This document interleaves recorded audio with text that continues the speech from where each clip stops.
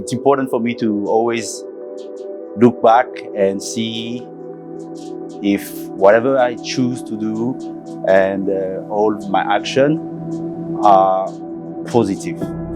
I'm a very optimistic person.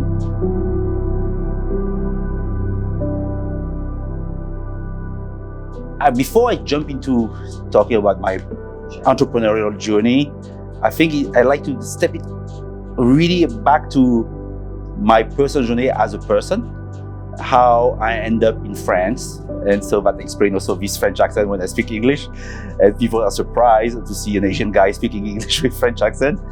It's in life, I believe that everything you are doing are a consequence of choices, either personal or imposed to you. So I was born in Cambodia, and if we go back a little bit in history, in April 75, there was a big war internal with the Khmer Rouge, and it was a genocide. So it all started with this very important decision in my personal journey and personal life that I have no control about it. My grandmother told my mother, who was a young mother, I was her firstborn, take him with you because I don't want you to leave your son with me in Cambodia. You need to take your son with you to France. I didn't have any control about that, and that's resonated a lot with me in the sense that I always think that somehow I was blessed that day. I feel like somebody really looked after me.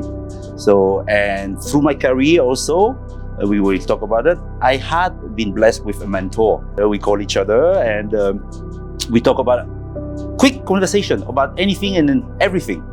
I have a question in my mind, I call him. So yes, so you make choices, you don't know if they are the right or the wrong one, but once you commit it, you go.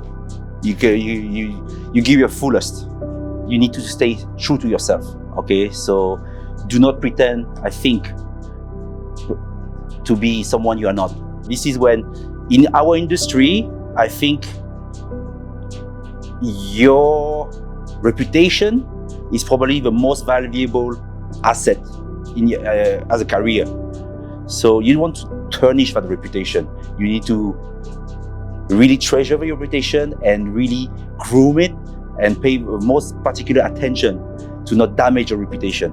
I mean, it's really important to stay true to yourself and to, at the end of the day, be always proud of what choices and what action you have made. Be able to look yourself into the mirror every morning and say, do I like what I see? Be visionary is important when you are leading a company, whether trying to achieve something. But it's everyone's effort. I think even Steve Jobs mentioned, hire always people who are smarter than you, because it's important. You need to be well surrounded and you are not alone. You have skills that maybe person with 10 years experience don't have, because technology has evolved. You learn some stuff that people were not taught before. So be an expert at something. Show the value you can bring to the table instead of like saying, I can do anything. Show that you are valuable. There's always lesson to learn. And this year was the one that struck me and really spoke to me is the commencement speech from Roger Federer. So through his career, he played 1,600 matches, more or less. He won 80% of those matches. And then he asked the audience, how many points did I win during my victories? Turns out that he won 54% of his points only. So he lost pretty much 1 point out of 2. And yet he's the greatest tennis player in the world. And this is what he taught us, that a point is a point. A moment in your career, step, bleep in your resume, it's important at that time, but one, it's either success or failure, it's behind you. Do not dwell about it. You need to focus on the next mission, the next step. And I felt like it was a key message, because some people are stuck in the past because they were very successful in the past. Their experience is valuable, their networking, what they can teach and pass on to the audience and people around them, it's valuable. And if you receive a setback and you lost a big contract, you were not able to achieve a certain mission, a task, you lost a job, c'est la vie. Forgive me. Move on. You need to be finding what's next for you. So you need to feel like you can grow positively out of this relationship. It's not just salary versus work. You need to feel fulfilled and content going to work. You cannot feel miserable when you go to work. And some of us, unfortunately, feel not happy. You need to be able to feel the sign and identify what are your happy moments and what drive you. If you really feel like what are you doing is not compatible with your inner self, there's a big issue. You need to really take a moment and think and reevaluate everything. And it took me a while to start that entrepreneurial, I would say, adventure. I knew I wanted to do it, but I was pulled back to corporate. But is it really something you want to do?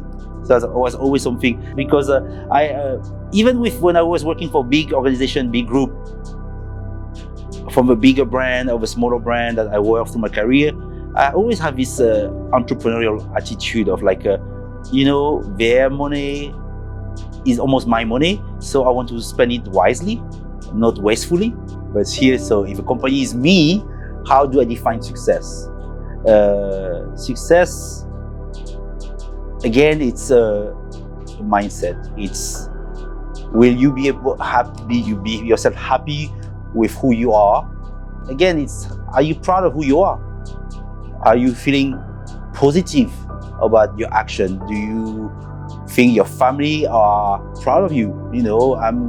I have 2 young adults, 2 sons, and I'm very proud of them. So now my definition of success, it's watching them succeed. I feel more joy seeing my sons starting their careers and having success than having my own personal success. As a parent, proud, but also relieved that my boys turn out to be those young adults. And so I define my success through their success now.